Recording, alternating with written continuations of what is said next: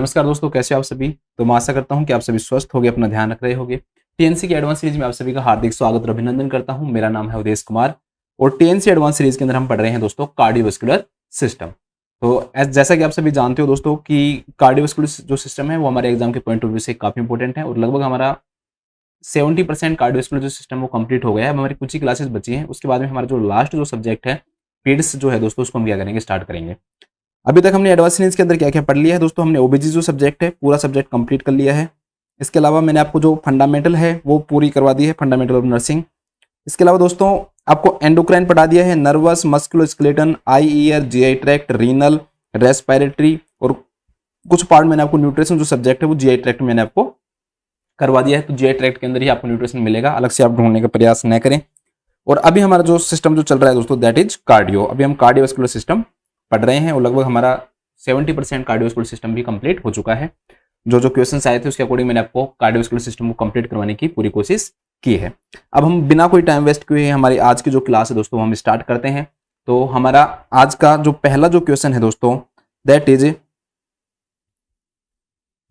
A nurse is advising a client about the risk associated with falling to seek treatment for acute pharyngitis caused by beta haemolytic streptococcus.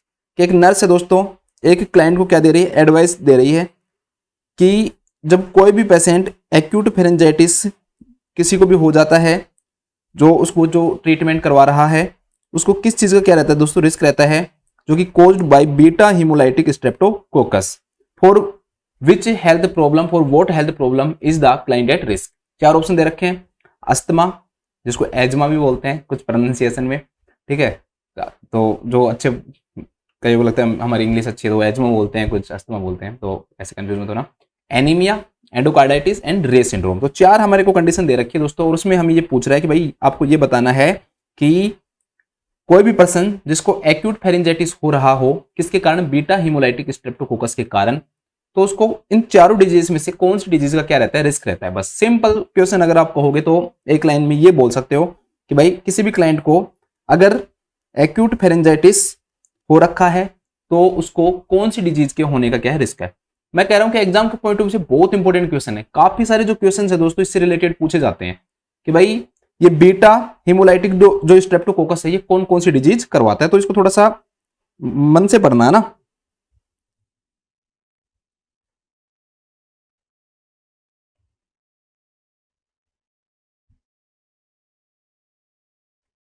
एक बार मैं paper use कर लेता हूं अच्छा सा, ठीक है।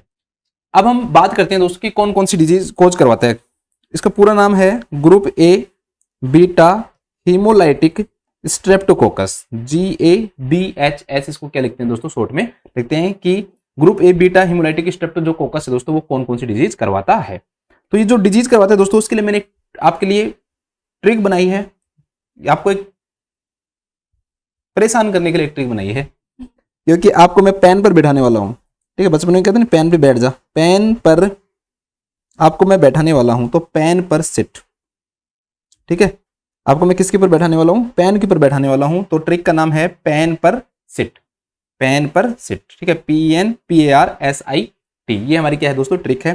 ट्रिक के बिना याद मत करना क्योंकि बहुत सारे डिजीजेस कोज करवाता है दोस्तों। ये जो group A beta haemolytic streptococci जो बैक्टीरिया है ये बहुत सारे डिजीजेस कोज करवाता है, तो आपको ट्रिक जरूर पता होनी चाहिए। तो इसमें जब एक डिजीज हो जाती है तो दूसरी डिजीज के भी होने के क्या रहते हैं दोस्तों, रिस्क रहता है। तो सबसे पहला आता है पी फॉर यहां पर आएगा फेरेंजाइटिस,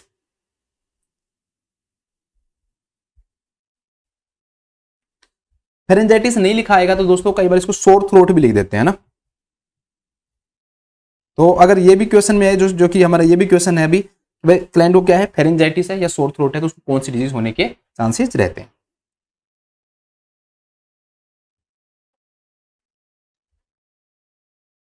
दूसरी डिजीज है दोस्तों इरेसिपिल्स, इरेसिपिल्स भी लिखा हुआ सकता है या फिर सेल्यूलाइटिस भी लिखा हुआ सकता है। थोड़ा सी है इससे तो थोड़ा सा ध्यान रख लेना, बट दोनों एक दूसरे से मिलते जुलते हैं, स्किन के ही दोनों इन्फेक्शन होते हैं।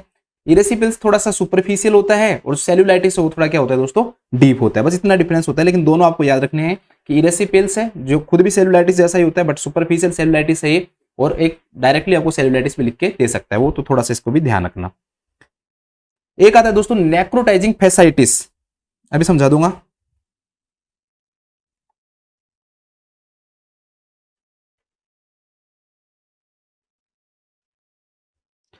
नेक्रोटाइजिंग फैसाइटिस का क्या मीनिंग होता है दोस्तों, इसको हम फ्लैश ईटिंग डिजीज के नाम से भी जानते हैं। इस डिजीज के अंदर और ज्यादा डीप चला जाएगा, स्किन इन्फेक्शन से स्टार्ट होगा और डीप चला जाता है, जो कि मसल से और सबक्यूटेनियस जो टिश्यूज है दोस्तों उसको भी क्या कर देता है, अफेक्ट कर देता है। इसके कारण हम इसे नेक्रोटाइजिंग फैसाइटिस को हम कि फ्लैश मतलब मांस खाने वाली बीमारी के नाम से भी जानते हैं, तो इसे हम फ्लैश ईटिंग डिजीज के नाम से भी जानते हैं, फ्लैश ईटिंग डिजीज। तो इसे हम फ्लैश ईटिंग डिजीज के नाम से भी हम इसे जानते हैं। इसके बाद पी आता है दोस्तों, P for post streptococcal glomerulonephritis. पूरा लिख लेना, पोस्ट स्ट्रेप्टोकोकल ग्लोमेरुलोनेफ्राइटिस। अगर ये नहीं लिखाएगा तो दूसरी एक डिजीज और होती है पी से ही, दैट इज पायोडर्मा। पायो मतलब पस, ठीक है, स्किन का कोई इंफेक्शन हो उसके अंदर क्या बनने लग जाए दोस्तों, पस बनने लग जाए, तो इसे हम किस नाम से जानते हैं दोस्तों, पायोडर्मा के नाम से जानते हैं। तो PSGN और दूसरा क्या आता है आपको दोस्तों, पायोडर्मा। फिर आता है ए फॉर आता है acute rheumatic fever. Directly rheumatic fever भी लिख सकता है, ऐसा कोई जरूरी नहीं है कि वो एक्यूट लिखेगा, ये भी थोड़ा सा ध्यान रखना, तो कंफ्यूज नहीं होना है आपको। तो next is acute rheumatic fever भी आपको लिख सकता है। Or for reactive arthritis.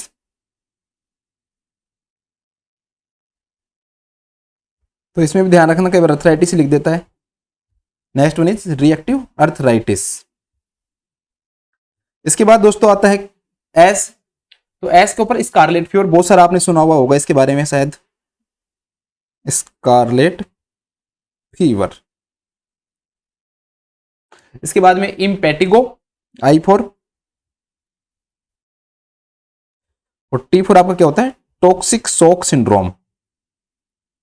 T is toxic shock syndrome. मतलब इतनी सारी चीजें बिना ट्रिक के कैसे याद होंगी, ऐसा कोई सीक्वेंस याद करना जरूरी नहीं है, बट आपको याद होनी चाहिए। तो ये सारी डिजीज हैं दोस्तों, जिसमें आपको एक बार यहीं पर याद, कोशिश किया करो कि जब आप क्लास में बैठे रहो ना तो क्लास में ही याद हो जाए। जो बच्चे ये सोच के बैठते हैं कि नोट्स बना लेता हूँ बाद में पढ़ूंगा, तो वो अपना टाइम ज्यादा वेस्ट करते हैं उसमें। मतलब क्या है कि एक्टिव टाइम है आपका, आप पढ़ रहे कोशिश करो भी याद करो। मैं नहीं कह रहा कि भाई आपको 100% याद होगा, किसी को भी याद नहीं होगा, मुझे भी याद नहीं होगा, बट आप सोचो कि यहाँ पर अगर आपने कोशिश करके आप 60-70% भी याद कर लेते हो, तो आपको सिर्फ 30-40% ही याद करना पड़ेगा। लेकिन आपने दिमाग में ये कर लिया कि 0% है तो वापस 100% याद करना पड़ेगा, तो वो ज्यादा टफ होगा। और साथ के साथ चीजें है ना जल्दी याद हो जाती है ना, तो ध्यान रखना। पी फॉर फेरेंजाइटिस भी लिखा हो सकता है, सोर थ्रोट। ई फॉर एरेसिपल से सेलुलाइटिस भी हो सकता है। एन फॉर नेक्रोटाइजिंग फैसाइटिस या फ्लैश ईटिंग डिजीज लिखा हो सकता है। पोस्ट स्ट्रेप्टोकोकल ग्लोमेरुलोनेफ्राइटिस या pyoderma, acute rheumatic fever, reactive arthritis, scarlet fever, impetigo and toxic shock syndrome and toxic shock syndrome. These are the diseases that are caused by group A beta lytic Streptococcus, haemolytic streptococcus, ठीक है।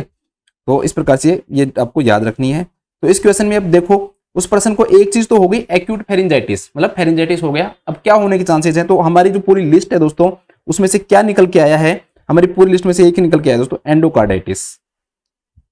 अब sir endocarditis तो इसमें directly तो नहीं दिया, देखो directly endocarditis नहीं दे रखा है, इसमें कई बार डायरेक्टली भी दे देता है वो, लेकिन उसने क्या लिख रखा है दोस्तों, इसके अंदर रूमेटिक फीवर लिखा हुआ है ना। तो जो रूमेटिक फीवर है वो मेनली इसको भी क्या करता है दोस्तों, इफेक्ट करता है। तो थोड़ा सा इसमें कंफ्यूज मत होना। आप मुझे पता है आप लोग सोच रहे हो सर कैसा क्वेश्चन है जो वो मिला ही नहीं हमें, ध्यान रख लें। लेकिन एक्यूट रूमेटिक जो फीवर है वो एंडोकार्डियम को भी क्या करता है दोस्तों, इफेक्ट करता है। तो इसलिए इसका जो आंसर होगा वो यही होगा,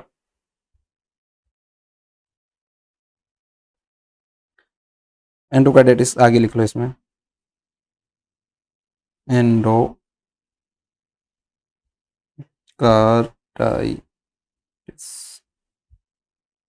उसका राइट जो आंसर होगा दोस्तों आपको क्या होगा, एंडोकार्डाइटिस होगा, ठीक है। इसके बाद हम देखते हैं, इसमें लिख लो एक बार, इसमें लिखो कि कोई भी पेशेंट कोई भी पेशेंट कोई भी पेशेंट को जब सिर्फ फेरेंजाइटिस लिखा हुआ है, एक्यूट फेरेंजाइटिस को जब एक्यूट फेरेंजाइटिस हो जाता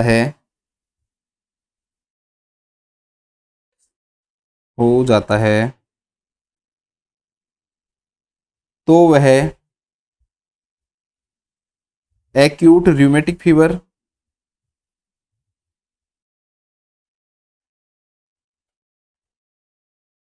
एंड एंडोकार्डाइटिस के रिस्क पे रहता है। आप एंड लगा के भी लिख सकते हो उसमें ना, के रिस्क पर होता है जो कि group A beta haemolytic Streptococcus के कारण होती हैं। ठीक है, आप इसमें ऐसे लिख लेना, थोड़ा सा आपको भी मतलब याद रहेगा, भूलोगे नहीं। ठीक है, acute rheumatic fever and endocarditis करके लिख लेना ऐसे, एंड एंडोकार्डाइटिस।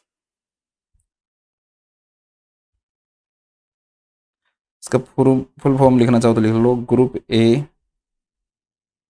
बीटा हीमोलाइटिक स्ट्रेप्टोकोका या स्ट्रेप्टोकोकस।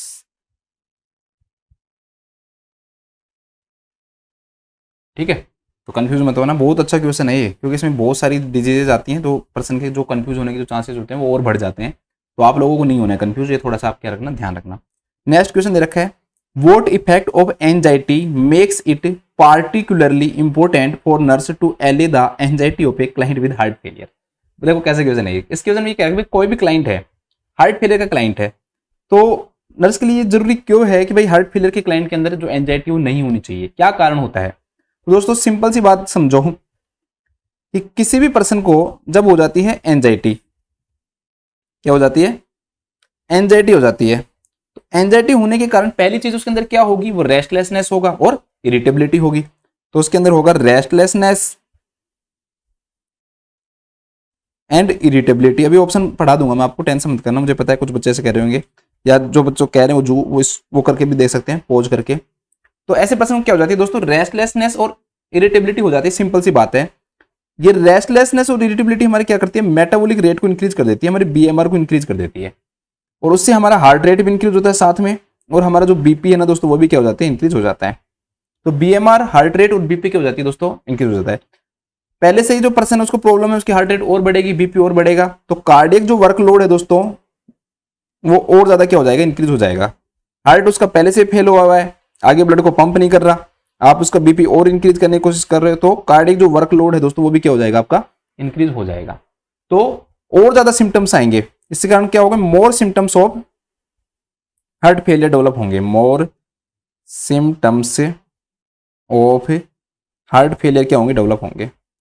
इसलिए नर्स के लिए जरूरी है ये चीज कि भाई उस पेशेंट के अंदर क्या नहीं हो, उस पेशेंट के अंदर क्या नहीं हो दोस्तों, एंजाइटी नहीं हो, क्योंकि एंजाइटी होगी तो वर्कलोड और बढ़ेगा, और हार्ट फेलियर के जो सिम्टम्स है ना दोस्तों वो और ज्यादा होंगे, more symptoms of heart failure क्या होंगे उसके अंदर, शो होंगे। इसलिए जो नर्स है दोस्तों वो ये कोशिश करती है कि उसके अंदर क्या नहीं हो, एंजाइटी नहीं हो। ठीक है, मैंने आपको पूरी तरीके से समझा दिया कि कैसे क्या क्या काम करता है। अब ऑप्शन देखते हैं, पहला दे रखा है इंक्रीज द कार्डियक वर्कलोड, बस इससे बड़े ऑप्शन क्या मिलेगा, मैंने आपको लाइन ये लिखा रखी है कि भाई कार्डियक जो वर्कलोड है वो क्या हो जाता है, इंक्रीज हो जाता है, तो increase the cardiac workload. Second option क्या दे रखा है, interfere with usual respiration. Actually में दोस्तों ऐसा माना जाता है, आपको अक्सर रेस्पिरेटरी रेट बढ़ती है एंजाइटी में, हमने देखा हुआ है, बट ये माना जाता है दोस्तों कि डायरेक्टली जो है ना, डायरेक्टली नहीं बढ़ती। पहले क्या होता है कि पर्सन के अंदर कार्डियक वर्कलोड बढ़ेगा, और कार्डियक जो वर्कलोड है इसको कंपनसेट करने के लिए फिर जो रेस्पिरेटरी जो रेट है दोस्तों वो क्या होती है, इंक्रीज हो जाती है। लेकिन इसमें ज्यादा बेटर आंसर हमें ये मिल रहा है, भाई कार्डियक वर्कलोड क्या हो रहा है, इंक्रीज हो रहा है, उसके कारण बाकी के सारे जो सिम्टम्स हैं वो आएंगे, इसलिए ज्यादा हम इसको चुनेंगे नहीं कि इसको, तो अब ये गलत हो जाएगा। Next, produce an elevation in temperature. तो ध्यान रखना, एंजाइटी डजंट अफेक्ट, एंजाइटी जो है बिल्कुल भी अफेक्ट नहीं करती है किसको, टेम्परेचर को। एंजाइटी के कारण कोई टेम्परेचर इफेक्ट नहीं हो सकता, इन्फेक्शन के कारण होता है, नहीं कि एंजाइटी के कारण, तो ये भी क्या हो जाएगा, बिल्कुल गलत हो जाएगा। लास्ट की तरफ है, decreases the amount of oxygen used. अरे भाई मैंने आपको अभी बताया कि इस पर्सन के अंदर एंजाइटी के कारण बीएमआर इंक्रीज हो जाती है। जब भी बीएमआर दोस्तों इंक्रीज होगी तो ऑक्सीजन जो है ना दोस्तों, ऑक्सीजन जो है उसका जो यूजेज है, ये उसकी जो डिमांड है वो क्या हो जाती है, इंक्रीज हो जाती है। जबकि यहाँ पर क्या दे रखा है, डिक्रीज, तो डिक्रीज न आकर यहाँ पर क्या आएगा दोस्तों, इंक्रीज आएगा, तो ये तो वैसे भी गलत हो गया। तो राइट जो आंसर आएगा दोस्तों वो क्या होना चाहिए, कार्डियक वर्कलोड को क्या कर देता है, इंक्रीज कर देता है। ठीक है, तो इसमें लिखो, लिखो एंजाइटी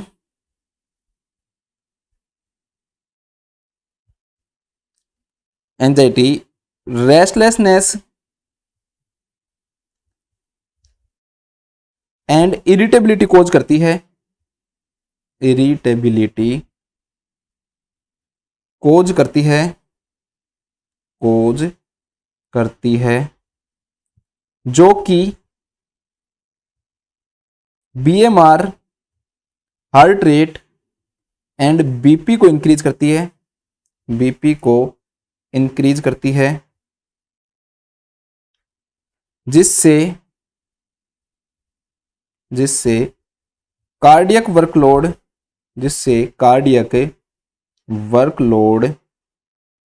इंक्रीज हो जाता है,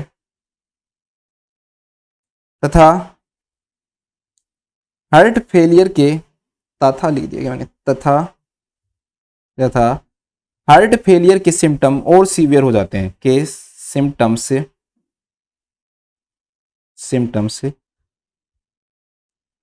और सीवियर हो जाते हैं,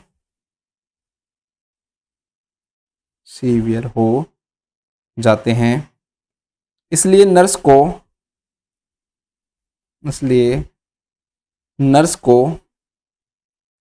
कोशिश करनी चाहिए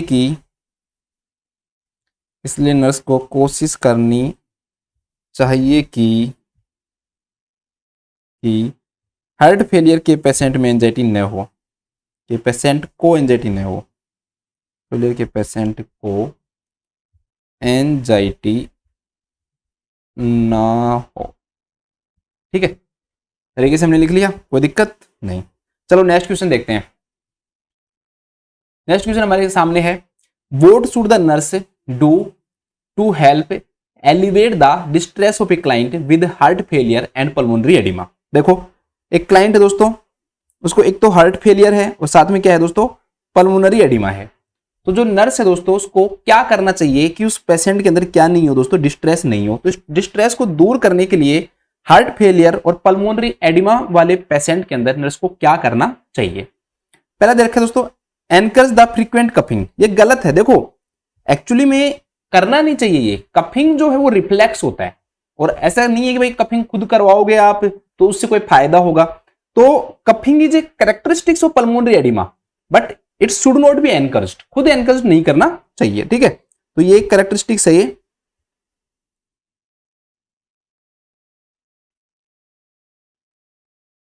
and should not be encouraged, हमें खुद को नहीं बढ़ाना है ये। तो ये बिल्कुल क्या है दोस्तों, गलत है। मैंने आपको अच्छे से पढ़ाया हुआ है ना हार्ट फेलियर। अब ऐसे मत सोचना कि सर यहाँ कहाँ से आया, जिसने पिछली क्लास नहीं देखी है वो देख ले। नेक्स्ट है दोस्तों, elevate the clients lower extremities. देखो अगर इस क्वेश्चन में कहीं भी मान लो एडिमा लिखा हुआ होता कि भाई उसके एंकल एडिमा है, ये एडिमा है, तब हम कोशिश करते, तब हम लोअर एक्सट्रीमिटीज को एलिवेट करने की कोशिश करते। बट यहां पर हमें लोअर एक्सट्रीमिटी को एलिवेट नहीं करना चाहिए। आपको सर क्यों नहीं करना चाहिए? भाई एक बात बताओ कि जो क्लाइंट है ना, उसका हार्ट जो है वो फेल हो चुका है। हार्ट क्या है दोस्तों, फेल हो चुका है। हार्ट फेल हो चुका है तो इसका मतलब क्या है कि जो हार्ट है वो काम नहीं कर रहा। अगर हार्ट के पास ज्यादा ब्लड आएगा तो उसके ऊपर ज्यादा प्रेशर पड़ेगा, मतलब काम पहले ही नहीं कर रहा और आप उसके पास ज्यादा ब्लड भेज रहे हो। जब आप लेग को यहां पे एलिवेट करोगे, यहां पर जब लेग को आप एलिवेट करोगे बिना किसी रीजन के, तो जो वेनस जो रिटर्न है वो इंक्रीज होगा या कम होगा? भाई बढ़ेगा, क्योंकि जब लेग एलिवेट होती है ना, तो लेग के एलिवेट होने के कारण वेनस रिटर्न क्या हो जाता है, इंक्रीज, क्योंकि हार्ट के पास ब्लड चला जाता है, टांगे ऊपर हो जाती है, तो पंपिंग करने में हेल्प करता है। ये जो वेनस जो पंपिंग है उसमें हेल्प करता है, ठीक है। तो वेनस रिटर्न क्या होगा दोस्तों, इंक्रीज हो जाएगा। अब भाई वेनस रिटर्न अगर इंक्रीज हो गया तो सिंपल सी बात है, जो हार्ट है दोस्तों उसके ऊपर जो लोड है वो क्या हो जाएगा, और बढ़ जाएगा। Workload on A failed heart, ठीक है, नॉर्थ साइड फेल्ड हार्ट है ये। इस हार्ट का भी नॉर्थ साइड क्लियर नहीं हुआ और पहले से ही, और आप उसको और ज्यादा परेशान कर रहे हो, तो ये क्या देगा दोस्तों, और ज्यादा क्या देगा, दिक्कत देगा। इसलिए ये नहीं किया जाता है, ठीक है, ये नहीं किया जाता है अनलेस की कोई नीड हो। Prepare for modified postural drainage, ठीक है, वही कफिंग होती है जब पोस्चुरल ड्रेनेज करते हैं ना, लेकिन ऐसा माना जाता है कि दोस्तों पोस्चुरल ड्रेनेज भी कुछ अमाउंट के अंदर जो वेनस रिटर्न है उसको क्या करता है, इंक्रीज करता है, ठीक है। ये आपको थोड़ा सा अजीब लग रहा होगा बट इसका एक्सप्लेनेशन यही दिया हुआ है ना कि पोस्चुरल ड्रेनेज भी कुछ अमाउंट के अंदर क्या करता है दोस्तों, इसको क्या करता है, इंक्रीज करता है। तो ये भी क्या हो जाएगा, गलत। लास्ट है दोस्तों, place the client in orthopneic position. ये बिल्कुल सही है। अब आपको होगा सर आपने हाई फॉलोअर पोजीशन बताई थी, तो क्या तो आपको ऑप्शन के अंदर है ना, देखो दो तीन चीजें मिलेंगी। क्या तो हार्ट फेलियर के पेशेंट के अंदर आपको ऑप्शन के अंदर मिलेगी ऑर्थोपेनिक पोजीशन। ध्यान रखना, ऑर्थोपेनिया नहीं है ये, सर ऑर्थोपेनिया प्रेजेंट होता है, ऑर्थोपेनिक पोजीशन है ये, मतलब सिटिंग लाइक पोजीशन है, ट्राइपॉड पोजीशन बोलते हैं। तो क्या तो आपको ऑप्शन में मिलेगी कि भाई ऑर्थोपेनिक पोजीशन। अगर वो ऑर्थोपेनिक पोजीशन नहीं लिखेगा तो फिर वो लिखेगा ट्राइपोड पोजीशन, ट्राइपोड, और वो भी नहीं लिखता दोस्तों तो फिर वो लिखेगा high Fowler position, high Fowler position. अब आप लोगों के दिमाग में ये आ रहा होगा कि सर ये पोजीशन देते क्यों है? भाई सिंपल सी एक चीज बताओ, जब भी पेशेंट जो जैसे सिटिंग में बैठा हुआ है, ठीक है, आगे की तरफ झुक के बैठा हुआ है, तो इससे क्या होगा, इससे क्या होगा, इन तीनों ही पोजीशन के अंदर जो लंग्स के जो एक्सपेंशन है ना वो दोस्तों क्या हो जाता है, मैक्सिमम होता है। क्यों होता है मैं बता रहा हूं उनको, मैक्सिमम लंग्स एक्सपेंशन। आप कोई भी पेशेंट है जिसको मान लो रेस्पिरेटरी डिफिकल्टी है, अगर पल्मोनरी एडिमा है तो सिंपल सी बात है, तो रेस्पिरेटरी डिफिकल्टी होगी, तो आप क्या चाहोगे, उसके लंग्स ज्यादा से ज्यादा एक्सपेंड हो या कम से कम? हम ये चाहेंगे भाई ज्यादा से ज्यादा एक्सपेंड हो, तो जैसे ऑक्सीजन जो है दोस्तों वो ज्यादा अमाउंट के अंदर जाएगी, CO2 भी बाहर निकलेगी, तो मैक्सिमम लंग एक्सपेंशन होगा क्यों भाई? ऐसे बैठने के कारण क्यों होगा और किसी पोजीशन में क्यों नहीं हो रहा है दोस्तों? इससे क्या होता है कि ऐसे बैठने के कारण जो एब्डोमिनल जो ऑर्गन है हमारे, जो एब्डोमिनल जो ऑर्गन है दोस्तों वो क्या हो जाते हैं, उनके ऊपर ये एब्डोमिनल जो ऑर्गन है ये नीचे की तरफ जाते हैं, क्या जाते हैं, नीचे की तरफ। और जब ये एब्डोमिनल ऑर्गन नीचे की तरफ जाएंगे, कारण तो ग्रेविटी माना जाता है, वो ऐसे बैठे तो नीचे जाएंगे, तो ग्रेविटी माना जाता है। इससे क्या होगा कि ये प्रेशर जो है ना, जो ये एब्डोमिनल ऑर्गन जो ऊपर की तरफ प्रेशर लगा रहे थे किसके ऊपर, डायफ्राम के ऊपर, तो ये जो प्रेशर है डायफ्राम के ऊपर जो एब्डोमिनल ऑर्गन का, ये प्रेशर क्या हो जाएगा दोस्तों, कम हो जाएगा। और लंग्स के ऊपर किसके ऊपर कम होगा, लंग्स के ऊपर, और लंग्स के ऊपर जब कम होगा तो लंग्स से उसको स्पेस क्या मिलेगा, ज्यादा मिलेगा, और जो लंग्स है दोस्तों अच्छे से क्या हो पाएंगे, एक्सपेंड हो पाएंगे। तो मैक्सिमम लंग एक्सपेंशन इसके अंदर होता है। कारण आप इसका लिखना चाहो तो लिख लो कि डिक्रीज प्रेशर ऑन, ठीक है, pressure of abdominal organ, abdominal organ on on lungs, on lungs, on lungs लिख दो या डायफ्राम भी लिख सकते हो आप, है ना, ऑन लंग्स ऑन डायफ्राम, मतलब एक्चुअली में डायरेक्टली तो वो डायफ्राम के ऊपर ही करेगा, ठीक है, और लंग्स जो क्या हो सकते हैं उससे एक्सपेंड हो सकते हैं due to gravity, due to gravity, ठीक है। तो आपको रीजन भी पता होना चाहिए, रटना ही कोई कारण नहीं होता है, आपको रीजन भी पता होना चाहिए भाई ऐसा हो रहा है तो क्यों हो रहा है। इसलिए ऐसे क्लाइंट को हम क्या देंगे दोस्तों, ऑर्थोपेनिक पोजीशन देंगे। तो लिखो हार्ट फेलियर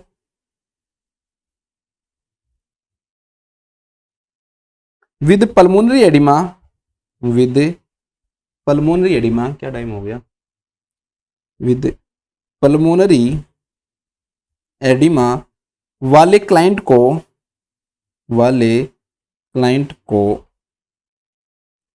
ऑर्थोपेनिक पोजीशन दी जाती है, ठीक है, ऑर्थोपेनिक पोजीशन दी जाती है। बस सिंपल सा एक सेंटेंस का है ये, इसको आप लिख लो बस। हार्ट फेलियर है और साथ में पल्मोनरी एडिमा है, कौन सी पोजीशन देंगे, ऑर्थोपेनिक पोजीशन देंगे। और क्वेश्चन आज का आप लोगों के लिए देखो, कौन बताएगा ये क्वेश्चन, बहुत अच्छा क्वेश्चन है भाई। और कौन सी ऐसी डिजीज है जिसमें ऑर्थोपेनिक पोजीशन देते हैं, कोई रेस्पिरेटरी एक डिजीज हो रहा है जिसके अंदर हम ऑर्थोपेनिक जो पोजीशन है ना दोस्तों वो देते हैं, तो आपको मुझे बतानी है कि वो कौन सी डिजीज है, बताओ। एक डिजीज और है जिसके अंदर हम ऑर्थोपेनिक पोजीशन देते हैं। नेक्स्ट क्वेश्चन देखते हैं। नेक्स्ट क्वेश्चन हमारे सामने कि a nurse is providing discharge instruction to a client who experienced an anterior septal myocardial infarction. एक क्लाइंट दोस्तों उसको क्या हो गया, एंटीरियर सेप्टल मायोकार्डियल क्या हो गया, इंफारेक्शन हो गया है, ठीक है, और नर्स उसको क्या कर रही है, डिस्चार्ज इंस्ट्रक्शन दे रही है। What statement by the client indicate to the nurse that there is a need for further teaching. इन चारों में से एक ऐसी चीज है दोस्तों कि जो क्लाइंट गलत बोल रहा है उसे नहीं बोलनी चाहिए। कभी भी फर्दर टीचिंग आए ना तो फर्दर टीचिंग का वर्ड का मीनिंग ही ये होता है कि भाई वो गलत बोल रहा है और आपको उसको सही करना है। तो इन चारों सेंटेंस में से आपको वो स्टेटमेंट ढूंढना है जो आपको गलत लग रहा है, ठीक है। वैसे इस क्वेश्चन का वैसे एमआई से कोई लेने देना नहीं है, कोई भी डिजीज हो तो उसमें भी यही काम करेगा ये। पहली बात तो आपको मैंने एमआई देखो पूरा पढ़ा दिया है, बार बार नहीं पढ़ाऊंगा। तो एंटीरियर सेप्टल मायोकार्डियल इंफारेक्शन है। तो मेरा आज का दूसरा क्वेश्चन आपसे, एक तो मैंने ये पूछा कि कौन सी डिजीज के अंदर हम ऑर्थोपेनिक पोजीशन और देते हैं। दूसरा क्वेश्चन मेरा आज का ये है कि एंटीरियर सेप्टल एमआई के अंदर कौन कौन सी लीड चेक करेंगे हम। एंटीरियर के लिए अलग करेंगे, सेप्टल के लिए अलग करेंगे। तो कौन कौन सी लीड हम चेक करते हैं एंटीरियर सेप्टल एमआई के अंदर, ठीक है। कौन सी ईसीजी लीड चेक करते हैं, ध्यान रखना कौन सी ईसीजी जो लीड है दोस्तों वो हम इसके अंदर चेक करेंगे। बताओ कौन बच्चा इसका आंसर देगा। बहुत ही लेवल का क्वेश्चन है, बिना देखे बताना, ठीक है। ऐसे नहीं कि किताब में देखकर फिर कमेंट कर रहे हो, तो ये तो करना ही मत, फिर तो कोई दिक्कत नहीं है, ठीक है। करो तो अच्छे से करो, मैंने आपको पढ़ाया हुआ है ये सब। अब देखो दोस्तों ये तो बहुत सिंपल क्वेश्चन है भाई। I want to stay as pain free as possible. ये क्लाइंट कह रहा है कि भाई मैं पेन फ्री रहना चाहता हूँ जितना मैं कोशिश मतलब कि जितना पॉसिबल हो सके मैं पेन फ्री। सही बात है भाई, हर आदमी ये चाहता है, तो इसमें तो कोई दिक्कत नहीं है, क्लाइंट कोई गलत बात नहीं कही। थर्ड जो ऑप्शन है वो क्या करे, I should not have any problem in reducing my salt intake. आपको पता है दोस्तों हाइपरटेंशन जो है वो भी इसका मोस्ट रीजन होता है, और साल्ट इनटेक के कारण जो हाइपरटेंशन का रिस्क और ज्यादा बढ़ेगा।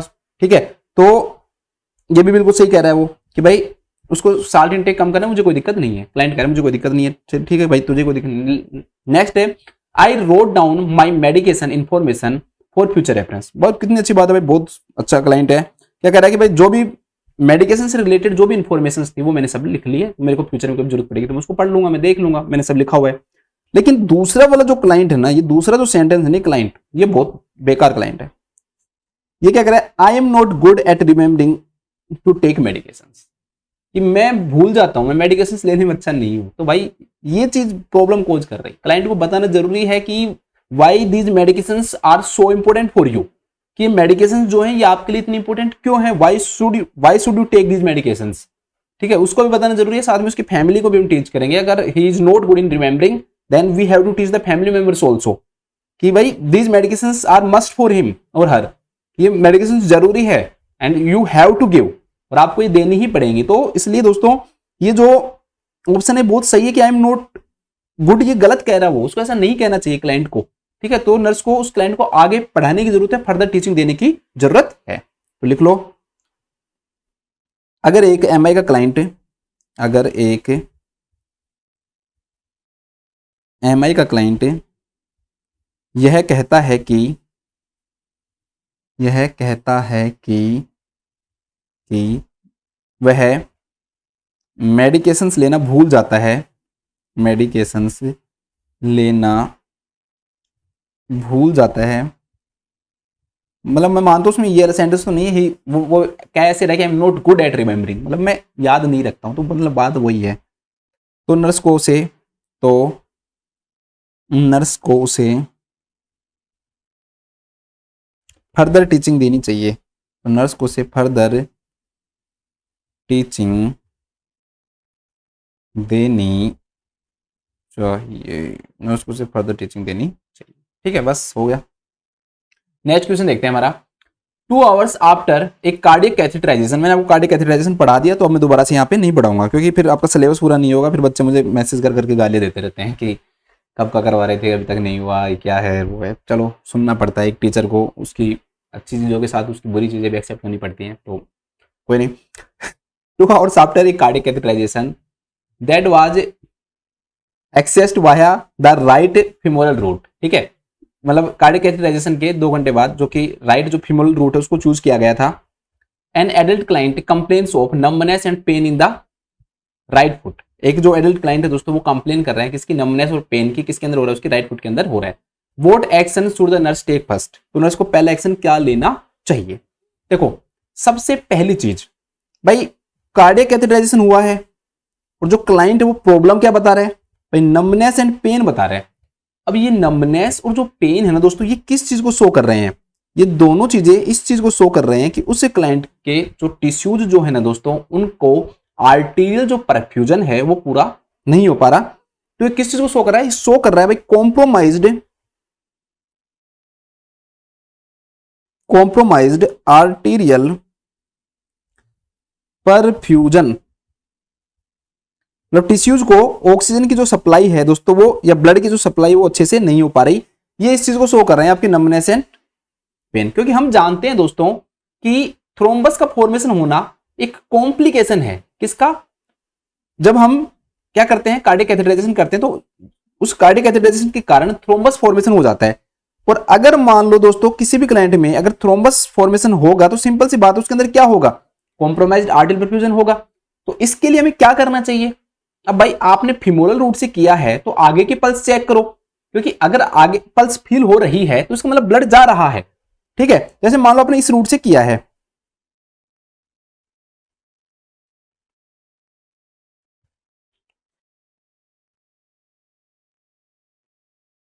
आपने फीमोरल रूट से किया है एग्जांपल के रूप में, अगर मान लो यहां पर थ्रोम्बस का फॉर्मेशन है और जो आर्टरी जो सप्लाई है या ब्लड सप्लाई जो है दोस्तों वो सही से नहीं हो पा रही है, तो सिंपल सी बात है कि यहां पर जब हम दूरस्थ एरिया की, ज्यादा से ज्यादा दूर एरिया की क्या चूज करेंगे दोस्तों, पेरिफेरल एरिया की पल्स देखेंगे, क्योंकि पूरा बॉडी को सप्लाई होनी चाहिए ना, आप सिर्फ यहाँ की क्यों नहीं कर रहे। अरे भाई मान लो वहां पे सप्लाई हो रही है, लास्ट एरिया तक नहीं हो रही, तो भी तो प्रॉब्लम है ना। तो दोस्तों हमें यहाँ की हम पल्स क्या करेंगे, चेक करेंगे। अगर यहाँ पर पल्स फील हो रही है तो इसका मतलब ब्लड सप्लाई जो अच्छे से हो रही है। अगर पल्स जो है वो सही से फील नहीं हो रही है, हमें मतलब ब्लड सप्लाई नहीं हो रही है, हो सकता है कि यहाँ पर क्या बन गया हो दोस्तों, थ्रोम्बस जो है उसका क्या हो गया हो, फॉर्मेशन हो गया हो, थ्रोम्बस का क्या हो गया हो, फॉर्मेशन हो गया हो, ठीक है। इसलिए हमें यहाँ की पल्स चेक करना क्या है दोस्तों, जरूरी है। तो ये कौन सी पल्स है आपकी, पेडल पल्स है। तो इसलिए इस क्लाइंट के अंदर हम क्या करेंगे, पेडल पल्स क्या करेंगे दोस्तों, चेक करेंगे। हम क्या चेक करेंगे, पेडल पल्स जो है इस क्लाइंट के अंदर हम चेक करेंगे।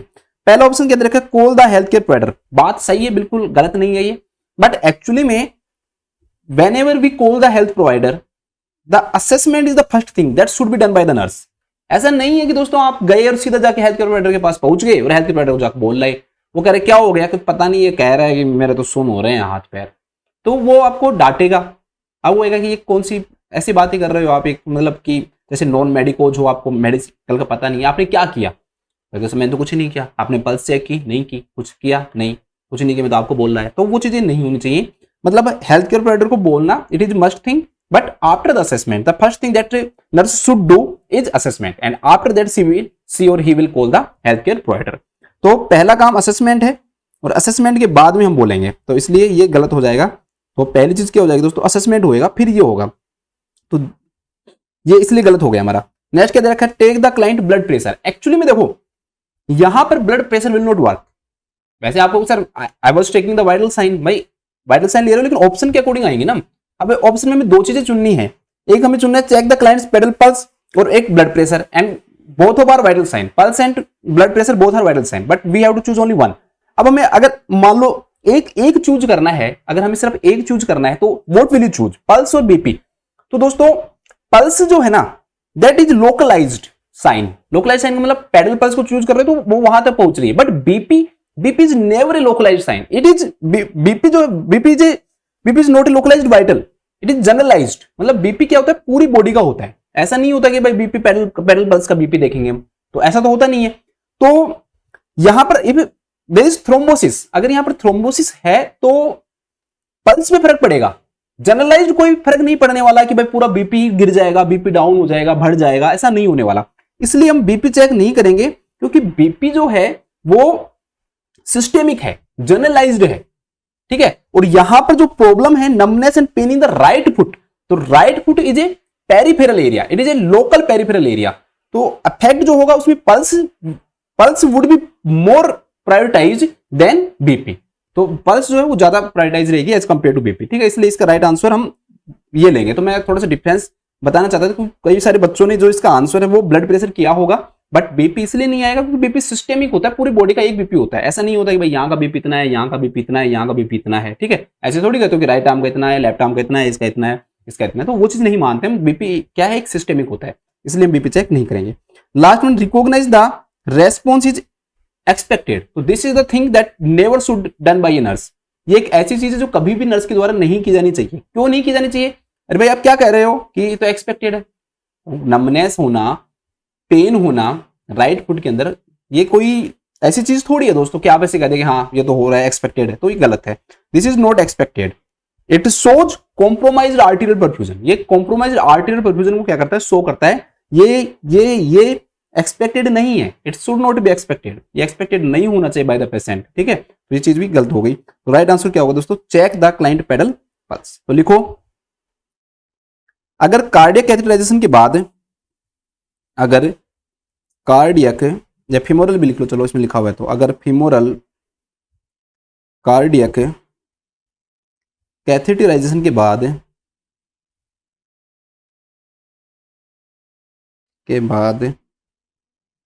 पेशेंट के फुट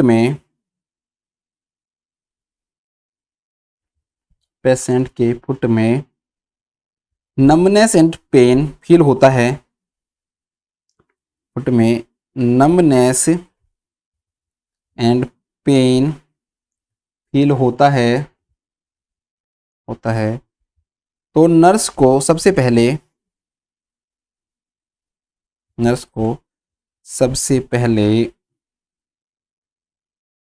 पेडल पल्स असेस करनी चाहिए। काउंट नहीं करनी चाहिए, मैं ये नहीं कह रहा कि काउंट करनी चाहिए, असेस करने मतलब उसमें देखेंगे भाई वॉल्यूम आ रहा है नहीं आ रहा, राइट साइड की जो पेडल पल्स से लेफ्ट की से कंपेयर करेंगे, सिमेट्री बोलते हैं इसको, दोनों तरफ की सेम होनी चाहिए, राइट फुट और लेफ्ट फुट दोनों में सेम होनी चाहिए, ऐसे नहीं कि एक तरफ ज्यादा एक तरफ कम फील हो रहा है। तो वो सब चीजें हम क्या करते हैं दोस्तों इसमें चेक करते हैं, ठीक है। तो check the client pedal pulse भी लिख सकता है वो, या फिर पेडल पल्स का असेसमेंट भी लिख सकता है। इसके बाद हम नेक्स्ट क्वेश्चन देखते हैं।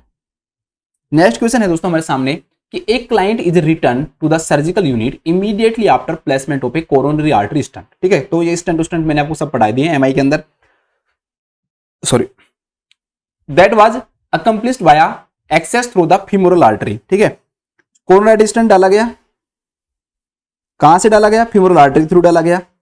What response should the nurse consider the priority when assessing the client? अब इस क्लाइंट के अंदर आप सबसे ज्यादा प्रायोरिटी किस चीज को रखोगे।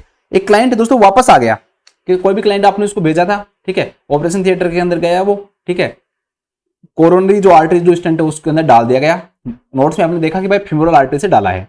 तो आप इन सब में सबसे ज्यादा प्रायोरिटी किस चीज को दोगे। आपके सामने चार चीजें, एक्यूट पेन है, impaired mobility, next one is impaired swallowing and last one is the haematoma formation.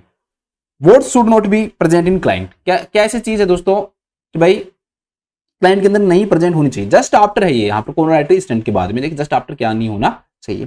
पहले चीज क्या है दोस्तों, वोट मतलब किस चीज को आप प्रायोरिटी दोगे, ठीक है।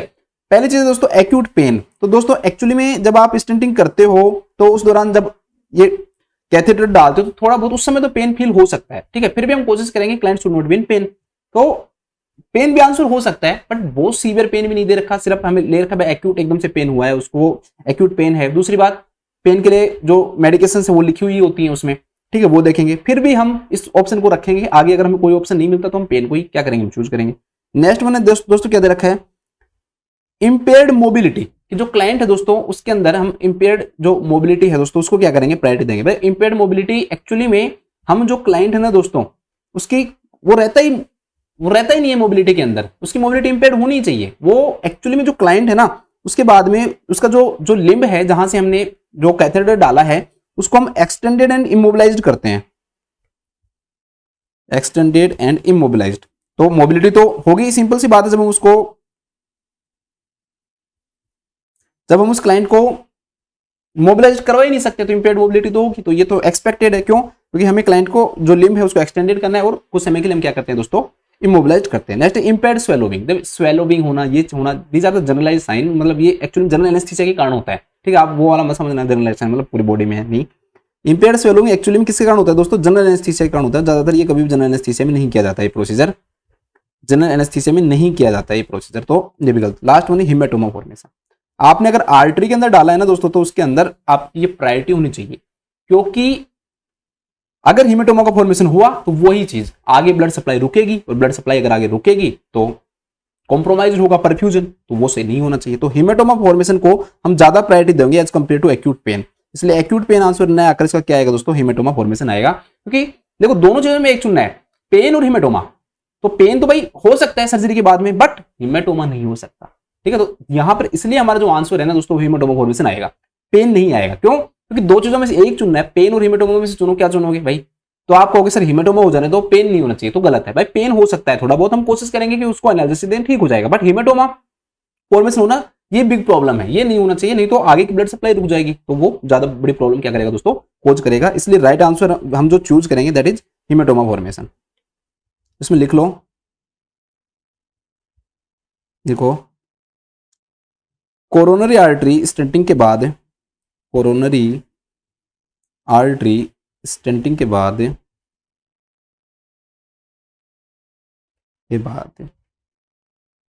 क्लाइंट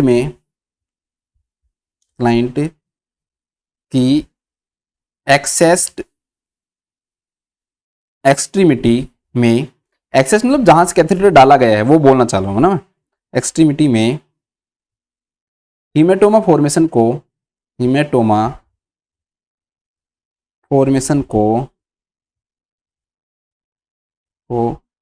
नर्स के द्वारा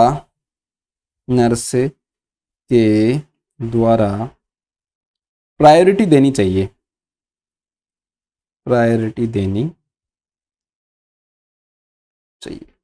ठीक है। इसके बाद नेक्स्ट क्वेश्चन देखते हैं। नेक्स्ट क्वेश्चन हमारे सामने क्या है कि एक client is admitted with the diagnosis of possible myocardial infarction. बहुत अच्छा क्वेश्चन है, ठीक है। वैसे मैंने आपको पढ़ा दिया ये कि एक क्लाइंट है दोस्तों, वो एडमिटेड हुआ है, हो सकता है कि उसको क्या हो, मायोकार्डियल इंफारेक्शन हो, and a series of diagnostic test is ordered. उस कई सारे मतलब सीरीज मतलब कई सारे डायग्नोस्टिक टेस्ट उसके लिए क्या कर देगा, ऑर्डर कर देगा कि भाई एसीजी है, ये है, ये है, ये सारे आप टेस्ट करवाओ। Which blood level should the nurse expect will increase first if this client has had a myocardial infarction. अगर आपको क्या लगता है कि भाई जो चार ऑप्शन आपको दे रखे हैं ALT, AST, टोटल LDH और ट्रोपोनिन T, तो इन चारों में से ऐसे आपको कौन सा ऐसा टेस्ट लगता है दोस्तों कि जो सबसे पहले क्या होगा दोस्तों, इंक्रीज होगा, ठीक है। Top T, total LDH, ALT और AST, इन चारों में से सबसे पहले क्या होगा, ठीक है। तो मैंने आपको वैसे अच्छे से इसको पढ़ाया हुआ है, आप जाके देख सकते हो। फिर भी हम बात करते हैं, सबसे पहला दे रखा है दोस्तों ALT।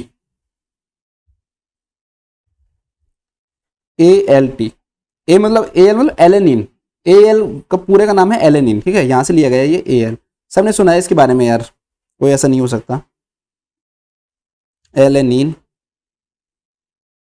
ठीक है। और टी का मतलब यहां पर क्या हो गया, transferase, alanine amino transferase.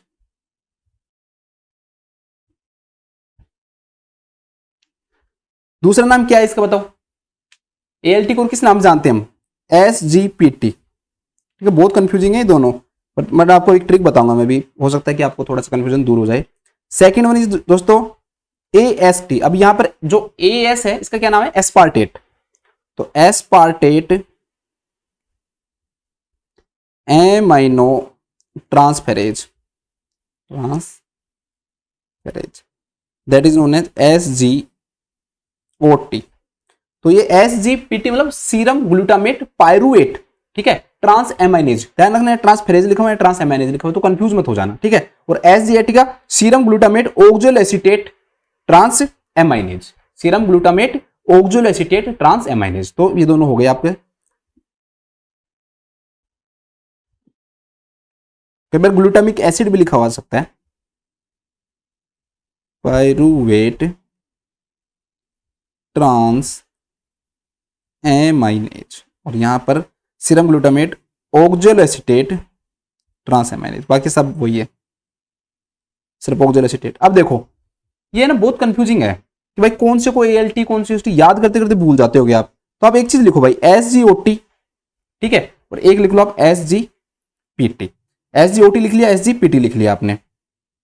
SG जो OT है दोस्तों उसको हम किस नाम से जानते हैं, AST।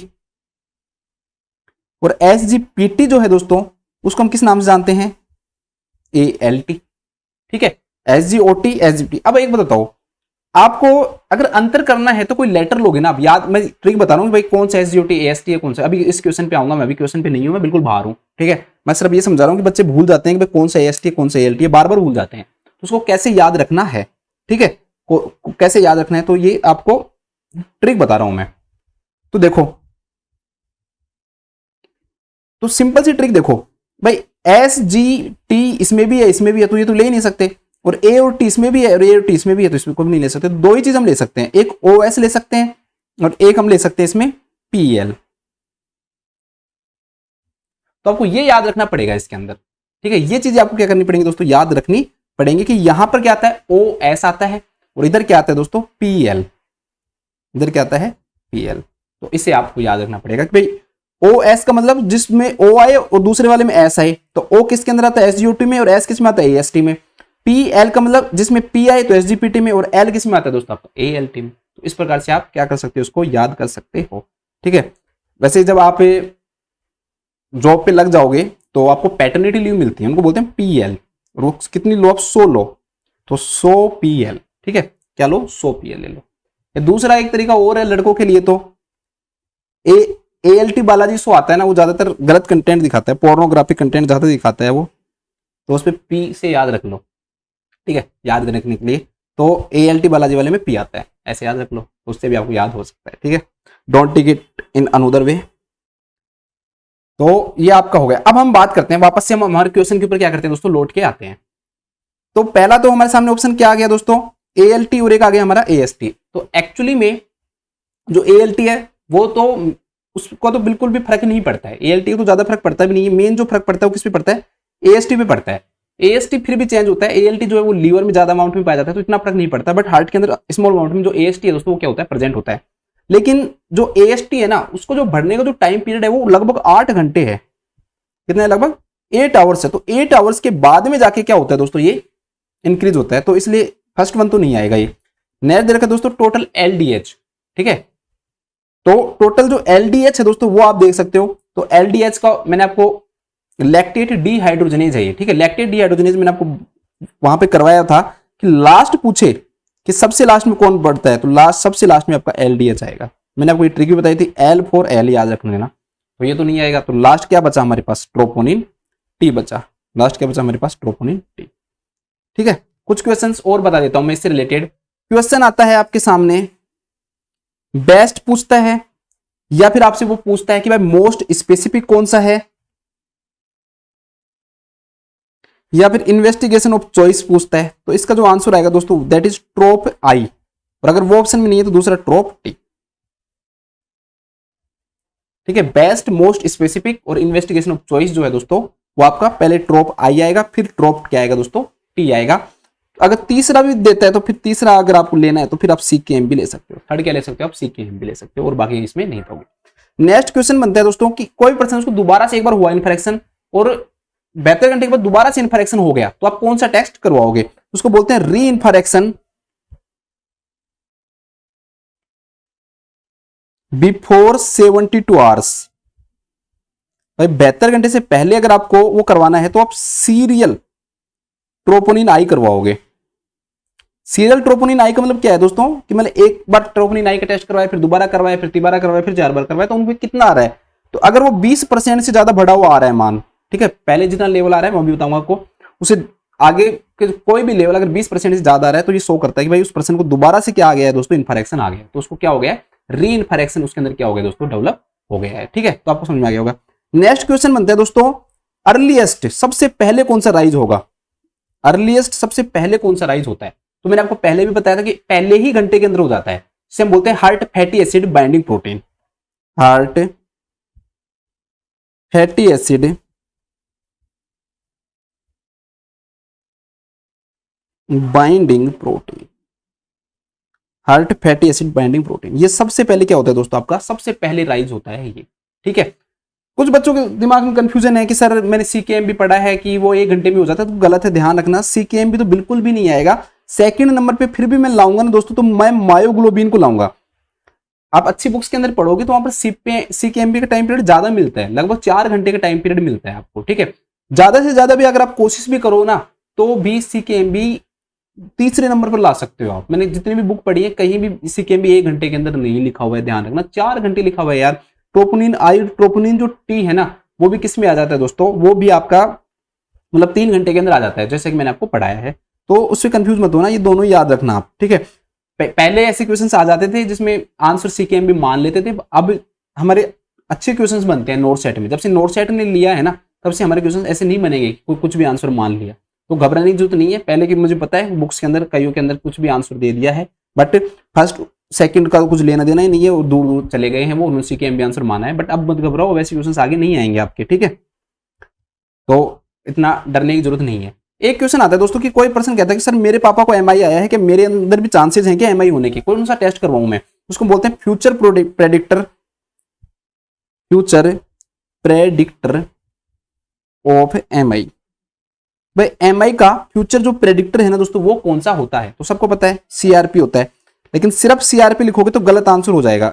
इसका पूरा आंसर होगा high sensitivity CRP, high sensitivity CRP, ये ध्यान रखना, ठीक है। तो ये फ्यूचर प्रेडिक्टर है। लास्ट क्वेश्चन है दोस्तों, लास्ट टू राइज, अभी बताया था आपको मैंने, लास्ट टू राइज कौन सा होता है आपका, एलडीएच होता है, लैक्टेट डिहाइड्रोजनेज होता है। नॉर्मल पर्सन के अंदर एलडीएच 2 प्रकार होते हैं, lactate dehydrogenase first and lactate dehydrogenase second. तो नॉर्मल पर्सन के अंदर जो सेकंड है ना दोस्तों वो ज्यादा होता है, फर्स्ट क्या होता है कम। लेकिन जिस भी पेशेंट को एमआई आ जाता है ना उसके अंदर फर्स्ट ज्यादा हो जाता है और सेकंड क्या हो जाता है दोस्तों, कम हो जाता है, ठीक है। तो इस प्रकार से आप इसको क्या कर सकते हो, याद रख सकते हो। इसके बाद में देखते हैं नेक्स्ट,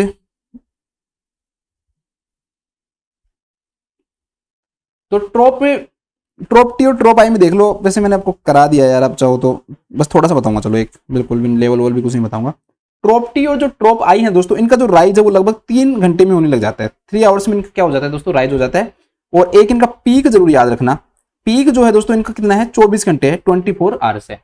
और इनका जो लेवल है दोस्तों, गिरना जो स्टार्ट हो जाता है ना, मतलब फॉल होना स्टार्ट हो जाता है, तो थोड़ा सा ध्यान रखना कि भाई ट्रोप टी का लेवल 7 से और 10 दिन में गिर जाता है, और ट्रोप आई का 7 दिन से और 14 दिन में गिरता है। तो एवरेज अगर आप याद रखना चाहो तो 7 से 14 दिन याद रख लेना, ठीक है। ये क्वेश्चन बनते हैं, वो थोड़े बहुत इसके लेवल से बनते हैं, वो याद रखना चाहो तो ठीक है, नहीं याद रखना चाहो तो भी चल जाएगा, आपका काम चल जाएगा, ठीक है। तो ये आपके कुछ क्वेश्चन थे। अब हम वापस से लौट के आते हैं, तो इन सब में क्या आंसर आएगा दोस्तों, ट्रोप टी आएगा, ट्रोप टी, ठीक है। अब इस क्वेश्चन की जो थ्योरी है उसमें कैसे लिखोगे, तो इसमें ऐसे लिखो, A L T, A S T, L D H and ट्रोप T में एम आई वाले पेशेंट में, ट्रोप टी में एम आई वाले पेशेंट में, एम आई वाले पेशेंट में सबसे पहले ट्रोप टी राइज होता है,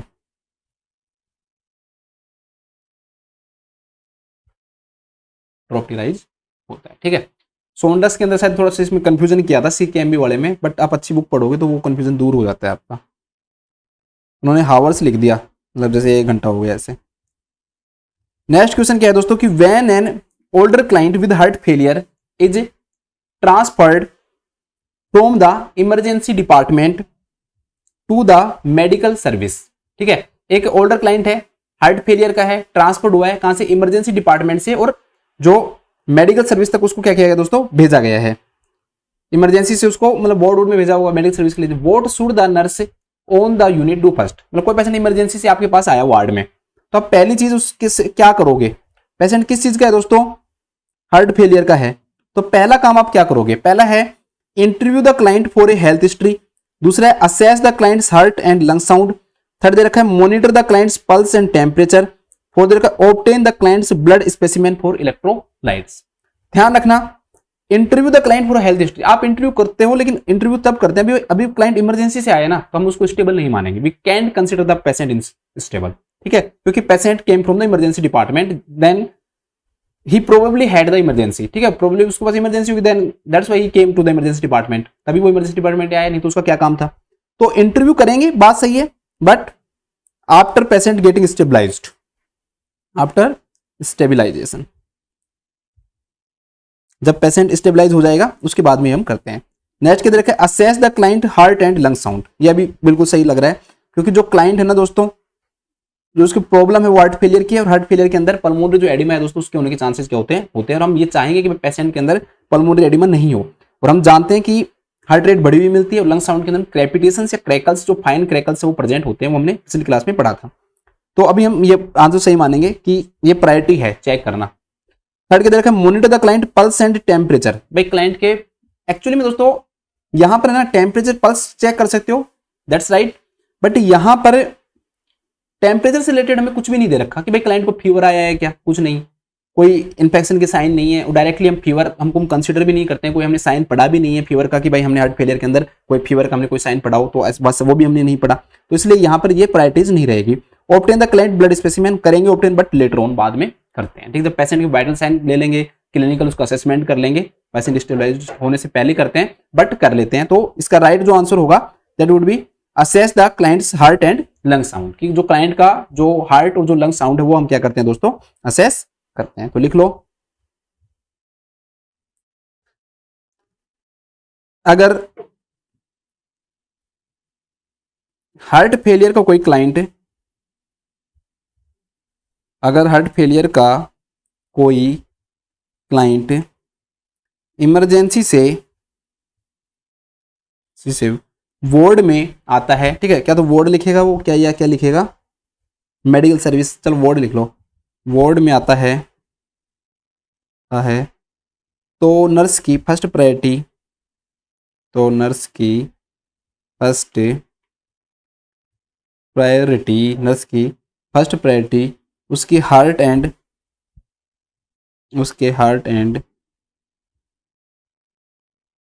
लंग साउंड को असेस करना है, असेस करना है।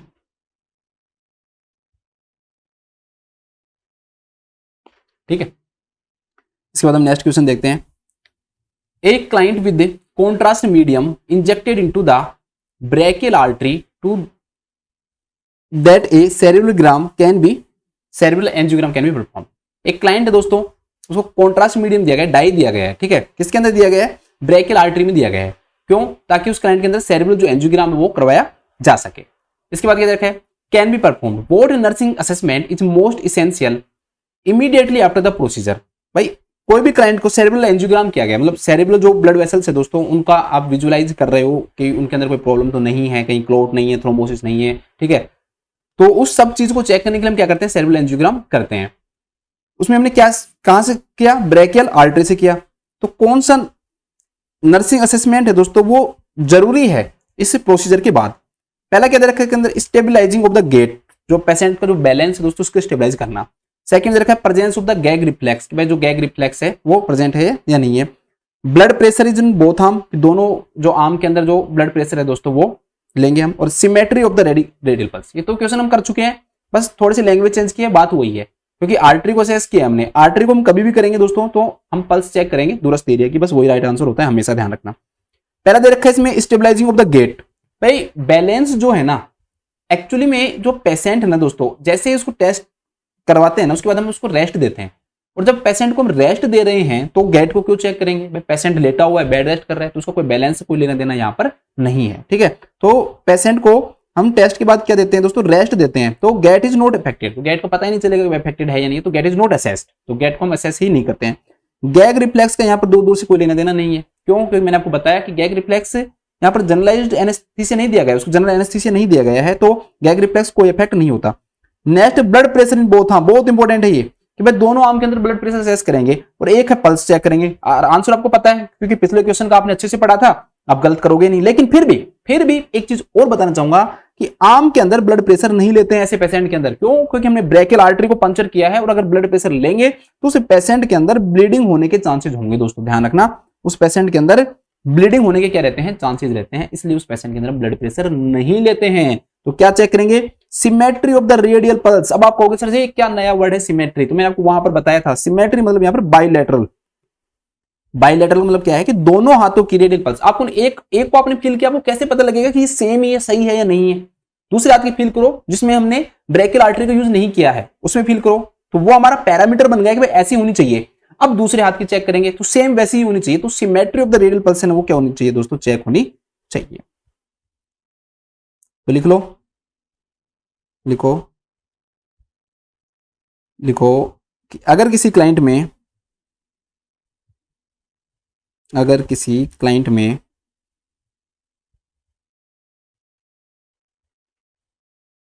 सेरिब्रल एंजियोग्राम के लिए एंजियोग्राम में डाई इंजेक्ट करने के लिए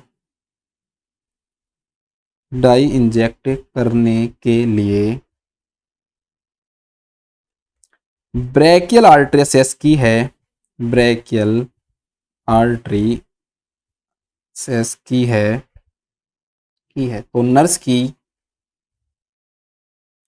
यह प्रायोरिटी है कि वह सिमेट्री ऑफ रेडियल पल्स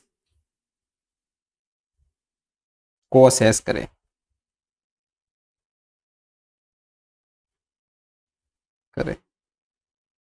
ठीक है, इसके बाद हम आज की क्लास का हमारा लास्ट क्वेश्चन देखते हैं। ए nurse is leading a discussion in a senior citizen centre about the risk factor for developing coronary heart disease for woman versus man. कि भाई कोरोनरी जो हार्ट डिजीज है ना, वो वुमन वर्सेस मैन में किस में ज्यादा डेवलप होती है। What should the nurse respond when asked to identify the most significant risk factor. अब अगर दोनों में तुलना करके देखें ना तो किसके अंदर होती है? पहला इसके अंदर क्या देखा दोस्तों, obesity. Obesity is common in both, तो ओबेसिटी को हम नहीं बता सकते, दोनों के अंदर ओबेसिटी क्या होती है दोस्तों, कॉमन होती है। अब इसके बाद देख रहे हैं डायबिटीज। एक्चुअली में दोस्तों ये पाया गया है कि जिस भी फीमेल के अंदर डायबिटीज हो जाती है तो एस्ट्रोजन एक्चुअली में नॉर्मल वुमन के अंदर क्यों कम होती है? क्योंकि एमआई के चांसेस कम क्यों होते हैं भाई? इसलिए कम होते हैं एमआई के चांसेस कोरोनरी आर्टरी डिजीज के फीमेल्स के अंदर, क्योंकि oestrogen work as a protection की तरह काम करता है। और ये माना गया है दोस्तों कि डायबिटीज के अंदर वो प्रोटेक्शन है ना, वो ब्रेक डाउन हो जाता है, टूट जाता है। पता नहीं क्यों टूट जाता है, बट वो टूट जाता है। इसलिए अगर फीमेल को डायबिटीज हो गई ना, तो उस केस के अंदर वुमन के अंदर मैन की तुलना में diabetes mellitus sorry coronary artery disease के जो चांसेज हैं वो क्या हो जाते हैं दोस्तों? इंक्रीज हो जाते हैं। तो इसलिए इस क्वेश्चन का राइट आंसर क्या आएगा? डायबिटीज आएगा। नेक्स्ट देखा एलिवेटेड सीआरपी लेवल, तो वो दोनों के अंदर कॉमन है, कोई ज्यादा फर्क नहीं पड़ता। और हाई लेवल ऑफ एचडीएल, तो ये तो वैसे ही गलत है। अगर आपको एक वैसे ही हटाना था ना, तो ये तो आप सिंपल हटा सकते हो। कैसे भाई? HDL is good cholesterol and high level is, मतलब ऐसा भी नहीं रखा कि भाई बहुत ज्यादा हाई है। हाई लेवल इज गुड, ये कोई बुरा नहीं है, बट लो लेवल जो होता है ना दोस्तों, that contribute to the coronary artery disease. Low level के कारण क्या होता है? कोरोनरी आर्टरी डिजीज होती है, हाई लेवल के कारण नहीं होता है। तो ये तो वैसे भी क्या हो गया? गलत हो गया है। ऐसा माना जाता है कि if the level of high density lipoprotein HDL cholesterol is less than 35 milligram per dL, then it will be considered as low. तो उसको हम लो मानते हैं। तो लो जो होता है दोस्तों वो खराब, हाई लेवल जो है वो अच्छा। तो HDL is good cholesterol, LDL is bad cholesterol. तो बैड कोलेस्ट्रॉल को ज्यादा होना is bad for our health and good cholesterol को ज्यादा होना is good for our health. But इसमें यहाँ पर हाई लेवल है, तो इसके कारण कोरोनरी आर्टरी डिजीज होगी नहीं। तो ये तो वैसे बिल्कुल गलत दे रखा है। तो राइट आंसर क्या आएगा दोस्तों? इसके अंदर आएगा डायबिटीज आएगा, कि डायबिटीज जो है ना वो मोस्ट सिग्निफिकेंट रिस्क फैक्टर बन जाता है फीमेल्स के अंदर for developing coronary artery disease. तो लिख लो diabetes is a most significant risk factor for developing coronary artery disease in females. वैसे मैंने आपको अच्छे से पढ़ा रखा है कोरोनरी आर्टरी डिजीज वो ना, इन फीमेल्स। ठीक है, तो ये हमारी आज की क्लास थी। एक बार क्वेश्चंस को रिवाइज करवा देता हूँ जल्दी जल्दी। तो यहाँ पर हो गया डायबिटीज में मैन वर्सेस फीमेल की अगर हम बात करेंगे, तो जहां पर डायबिटीज आएगा वहां पर वुमेन्स के अंदर क्या हो जाएगा दोस्तों? ये ज्यादा हो जाएगा। नेक्स्ट क्वेश्चन क्या था कि किसी भी पेशेंट के अंदर हमने सेरिब्रल एंजियोग्राम किया, सेरिब्रल एंजियोग्राम करके ब्रेकियल आर्टरी को असेस किया, तो हमारा एक काम है कि हम उसके बाद में क्या करेंगे? Symmetry of the radial pulse को क्या करेंगे दोस्तों? असेस करेंगे। नेक्स्ट क्वेश्चन हमारा क्या था दोस्तों? कोई भी क्लाइंट है, हार्ट फेलियर का है हमारे सामने, और वो इमरजेंसी डिपार्टमेंट से कहाँ आया है दोस्तों? वार्ड के अंदर आया है। तो पहला काम क्या करोगे आप? हार्ट एंड लंग साउंड को क्या करोगे दोस्तों? असेस करोगे। तो ये that would be the priority for the nurse. Next one, एक क्लाइंट है दोस्तों, एडमिट हुआ है, डायग्नोसिस ऑफ पॉसिबल मायोकार्डियल इंफारेक्शन, और उसके कई सारे टेस्ट करवाने हैं। तो सबसे पहले कौन सा बढ़ेगा इन सब में? तो ट्रोपोनिन टी बढ़ेगा इन सब में। अगर दोनों दे रखे हैं तो ट्रोपोनिन आई को हम ज्यादा कंसिडर करते हैं, क्योंकि मोस्ट स्पेसिफिक भी होता है, क्वांटिटिव रिजल्ट देता है हमें वो। 2 आवर्स आफ्टर कार्डियक कैथेटराइजेशन, वही क्वेश्चन है सेम ही। यहाँ पर फीमोरल चूज किया है तो हम पेडल पल्स असेस करेंगे, और अगर फीमोरल की जगह ब्रैकियल चूज करेंगे तो रेडियल पल्स असेस करते हैं। नेक्स्ट क्वेश्चन क्या है दोस्तों कि एक नर्स को कौन सी असेसमेंट, कौन सा ऐसा मतलब कि जो क्लाइंट है दोस्तों वो बता रहा है कि जो गलत है, फर्दर टीचिंग की जरूरत होती है उसको। ठीक है, तो क्लाइंट अगर ऐसे कह रहा है कि मैं दवाई लेना भूल जाता हूं, तो that is not good. Next question क्या था दोस्तों कि भाई क्यों जरूरी है to help elevate the distress of client with heart failure and pulmonary oedema. भाई डिस्ट्रेस को दूर करने के लिए हार्ट फेलियर और पल्मोनरी एडिमा क्लाइंट में क्या करना चाहिए? तुमसे ऑर्थोपेनिक पोजीशन देंगे। मैं सोचूंगा एंजाइटी वाला क्वेश्चन है, यहां पर आएगा कि भाई एंजाइटी जो है ना दोस्तों वो दूर करना क्यों जरूरी है? क्योंकि ये कार्डियक वर्कलोड को क्या कर देती है? इंक्रीज कर देती है। और लास्ट हमारा आज का क्वेश्चन है कि एक नर्स जो है दोस्तों एक्यूट फेरेंजाइटिस वाली क्लाइंट के अंदर क्या चीज असेस और करेगी? तो एंडोकार्डाइटिस असेस करेगी। तो this is the last question. तो ये हमारी छोटी सी क्लास थी। मैं आशा करता हूँ कि आपको अच्छी लगी होगी, समझ में आया होगा। तो जब तक सभी लोग अपना ध्यान रखो, स्वस्थ रहो, खुश रहो। Thank you so much.